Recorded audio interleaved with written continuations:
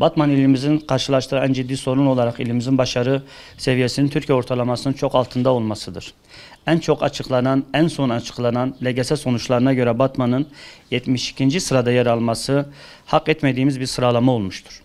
Daha da vahimi 2018 yılındaki sıralamamız 59 iken bu yıl 13 sıra gerileyerek 72. olmamız Batman kamuoyunu derinden üzmüştür. Ve bu farklı latifelere de yol açmaktadır. Farklı şakalaşmalara da yol açmaktadır ve bu Batman ilimizi derinden sarsacak bir durumdur diye düşünüyoruz. İlimizdeki okullarda verilen bunca kurslara rağmen eğitimdeki başarımızın bu seviyede olması düşündürücüdür. Bu durum bizi ve eğitime gönül veren değerli dostlarımızı derinden etkilemektedir.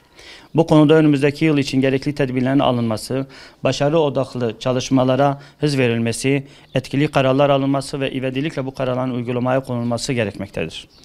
Öğrencilerimizin ahlak ve maneviyat alanındaki yetersizlikleri ve okullardaki seçmeyi destekleyen seçimindeki keyfi uygulamalar bu bağlamda da öğrencilerimizin gelişmesine katkı sağlayacak Kur'an-ı Kerim, siyer, Arapça gibi derslerin öğrenci ve velilerin seçmesine karşın okullarımızın çoğunda seçilmemesi bu konudaki eksikliği artırmaktadır.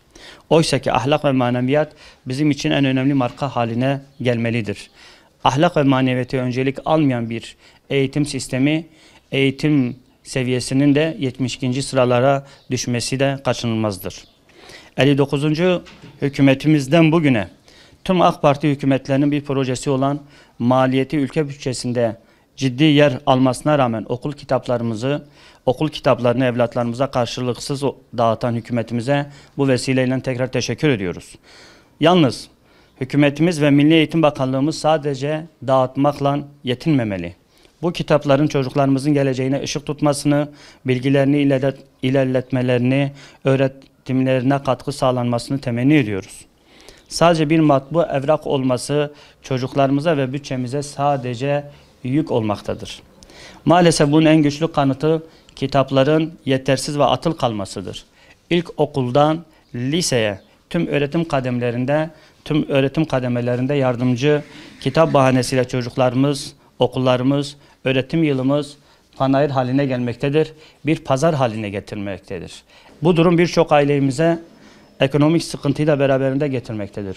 Bu konunun ehemmiyetinden dolayı Valiliğimiz ve Milli Eğitim Müdürlüğümüzden bu durumun takipçisi olmalarını aciliyetle temenni ve rica ediyoruz.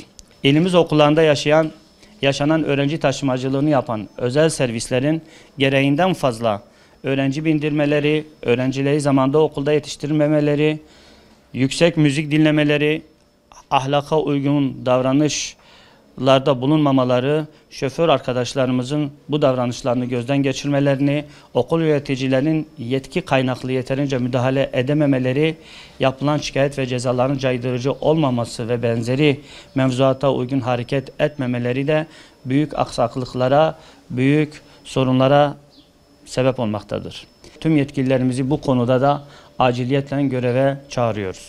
Eğitimcilere karşı meydana gelen şiddet olaylarında artışlar gözlenmiştir. Bu durum cezaların yetersiz olduğu ve caydırıcı olmadığı sonucunu doğurmaktadır. Bu konuda caydırıcı tedbirlerin alınması yerinde olacaktır. Okulunda, sınıfında güvenlik endişesi taşıyan bir öğretmenin moral ve motivasyonunun yüksek olmasını beklemek elbette mümkün değildir. Bu anlamda ilgili kurum ve kuruluşların öğretmene karşı uygulanan şiddeti önleyecek tedbirleri acil ve etkili bir şekilde hayata geçirmesi önem arz etmektedir.